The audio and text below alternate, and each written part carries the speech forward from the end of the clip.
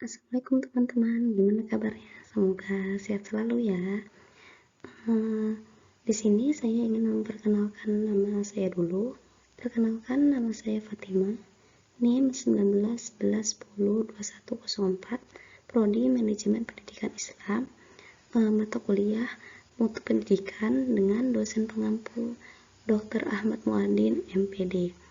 Di sini saya akan menjelaskan sedikit atau memberikan ilmu sedikit tentang sistem kualitas dan standar penjaminan kualitas yang berlaku secara global.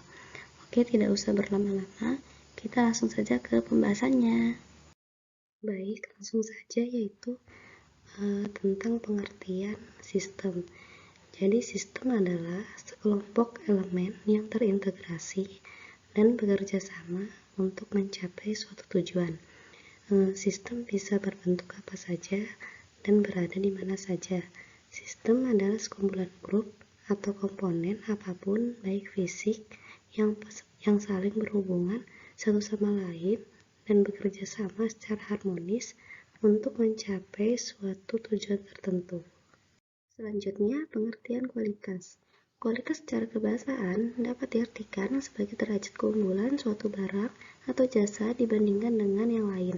Kualitas adalah hasil atau outcome dari suatu proses pembelajaran atau produktivitas suatu hasil yang diukur menurut ukuran atau standar terbaik yang telah atau pernah dicapai dalam suatu proses pembelajaran atau proses produksi suatu keluaran barang atau jasa. Selanjutnya yaitu pengertian sistem kualitas. Jadi, sistem kualitas merupakan sekumpulan prosedur terdokumentasi dan praktek-praktek standar untuk manajemen sistem yang bertujuan menjamin kesesuaian dari suatu proses dan produksi, barang atau jasa terhadap kebutuhan atau persyaratan tertentu yang akan ditentukan oleh pelanggan atau organisasi. Selanjutnya, setelah kita mengetahui tentang pengertian dari sistem kualitas, kita harus tahu juga tokoh-tokoh dan teorinya. Jadi yang pertama yaitu tokoh bernama Butler A. Stewart. Aspek kualitas yang pertama yaitu kualitas objektif. Kualitas produk merupakan realitas objektif tentang produk independen dari keberadaan manusia. Yang kedua yaitu kualitas subjektif. Kualitas produk berdasarkan persepsi, perasaan, dan sense konsumen. Yang kedua yaitu ada Kaoru Ishikawa. Teorinya yaitu yang pertama, kualitas setara dengan kepuasan konsumen. Yang kedua, kualitas harus didefinisikan secara komprehensif. Yang ketiga, kebutuhan konsumen dan persyaratan berubah terus-menerus. Oleh karena itu, definisi mutu juga selalu berubah. Dan yang keempat yaitu harga suatu produk atau jasa merupakan bagian penting dari kualitas. Yang ketiga yaitu Philip B. Crosby. Teorinya yang pertama yaitu seseorang harus tahu apa persyaratan dan mampu menerjemahkan persyaratan menjadi produk terukur atau karakteristik layanan.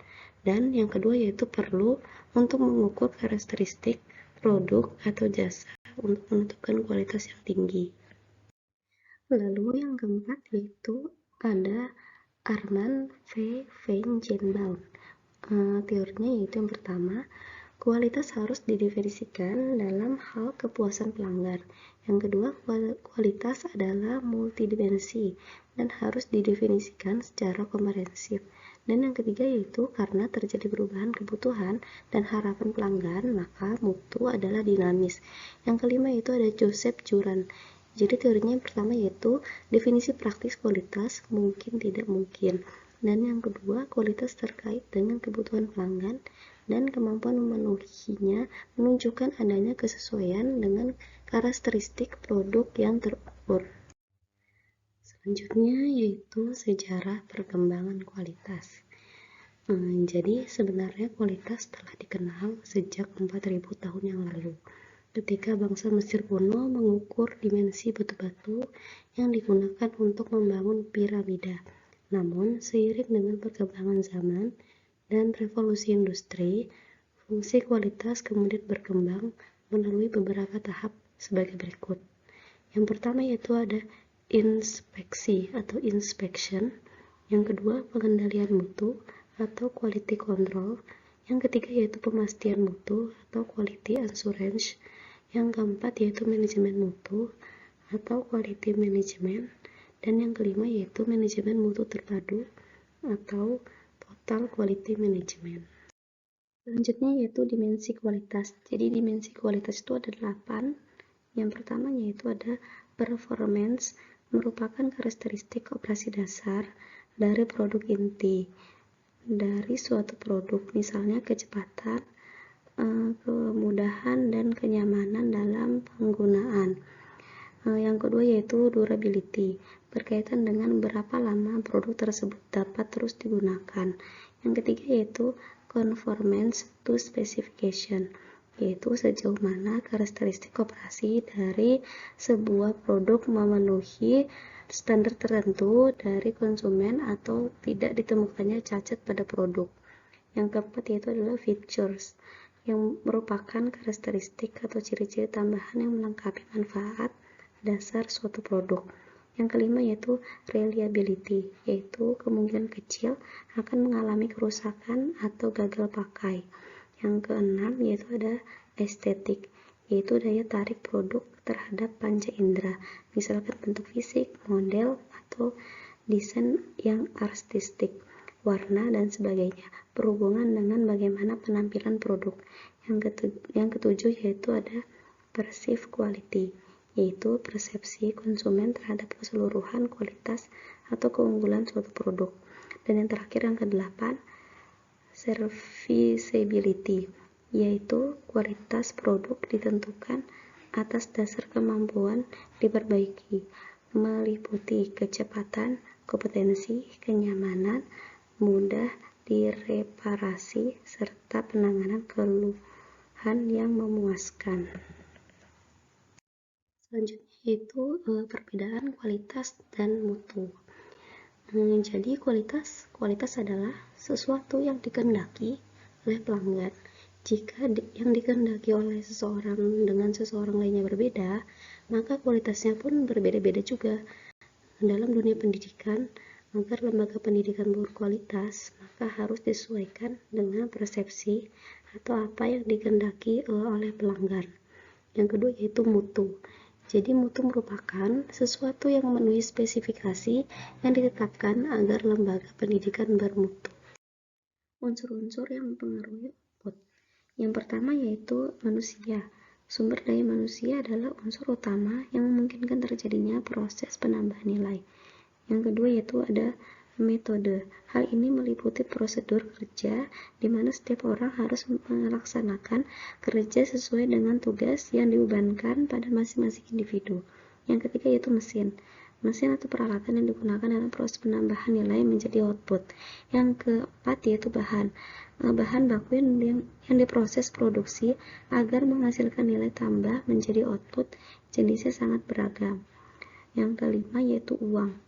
Manajemen membutuhkan biaya dalam menjalankan aktivitasnya, baik untuk perawatan alat-alat, pembayaran gaji tenaga kerja, pembelian bahan baku atau material, dan lainnya. Yang keenam yaitu adalah pasar. Lembaga atau organisasi wajib memahami dunia pemasaran dengan baik agar dapat memasarkan hasil produksinya dengan baik pula. Untuk kelangsungan proses produksi, pentingnya dilakukan pemasaran produk dari lembaga atau organisasi itu sendiri. Selanjutnya yaitu produk dan jasa. Jadi produk adalah segala sesuatu yang dapat ditawarkan ke pasar untuk diperhatikan, dimiliki, digunakan, atau dikonsumsi yang dapat memuaskan keinginan dan kebutuhan konsumen. Produk mencangkup objek fisik, jasa, orang, tempat, organisasi, dan gagasan. Yang kedua yaitu adalah jasa. Jadi jasa merupakan suatu kinerja yang tidak berwujud dan cepat hilang, tetapi tidak dirasakan daripada dimiliki, di mana pelanggan lebih dapat berpartisipasi aktif dalam proses mengkonsumsi jasa tersebut.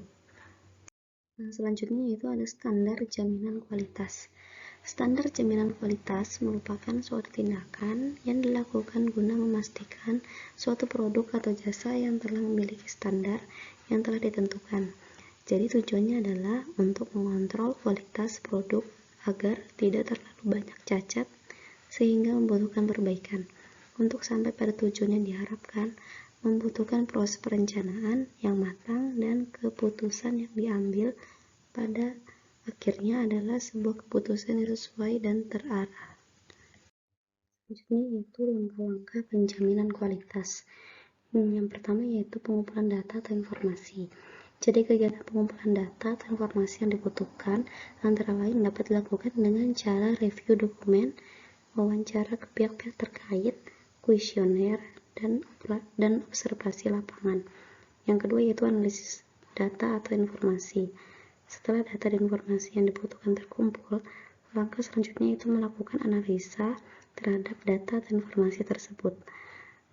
Tujuannya yaitu untuk mengidentifikasi adanya kelemahan dan hambatan yang dihadapi dalam pelaksanaan informasi birokrasi. Yang ketiga yaitu penilaian atau scoring. Jadi penentuan nilai dilakukan dengan pencapaian masing-masing variabel dikaitkan dengan bobot individu, penjumlahan nilai masing-masing variabel individu. Ini nantinya akan menjadi nilai parameter indikator dan pada akhirnya akan menjadi nilai pencapaian perspektif atau target area perubahan. Lalu yang keempat yaitu kesimpulan. Jadi nilai akhir yang diperoleh dari proses scoring akan dikonversi dalam penilaian kualitas pelaksanaan birokrasi pada kementerian atau lembaga berdasarkan rentang nilai tingkat pemenuhan yang merupakan proksi dari parameter. Selain memberikan nilai akhir atas perkembangan pelaksanaan reformasi birokrasi pada kementerian atau lembaga, kegiatan penjaminan kualitas diharapkan dapat mengidentifikasi kelemahan yang ada dan dapat memberikan sasaran perbaikan untuk area yang masih lemah. Selanjutnya yaitu lembaga-lembaga penjaminan kualitas. Yang pertama yaitu lembaga penjaminan kualitas atau yang kita sering sebut lembaga penjaminan mutu atau LPM, memiliki kewenangan dalam proses perencanaan, penerapan, monitoring, evaluasi, dan pengembangan sistem penjaminan mutu universitas. Yang kedua yaitu lembaga penjaminan mutu pendidikan atau LPMP, dalam menjamin mutu pendidikan dasar, menengah, dan kesetaraan pendidikan dasar dan menengah di lingkup provinsi sesuai kebijakan Kementerian Pendidikan dan Kebudayaan dengan tujuan untuk memperbaiki kualitas pendidikan di Indonesia dan memenuhi tuntutan masyarakat dalam rangka pemerataan mutu pendidikan di daerah dan nasional. Mungkin itu saja yang dapat saya jelaskan tentang sistem kualitas dan standar penjaminan kualitas yang berlaku secara global. Semoga apa yang saya sampaikan dapat bermanfaat dan memberikan pengetahuan bagi teman-teman semua. Sekian, terima kasih. Wassalamualaikum warahmatullahi wabarakatuh.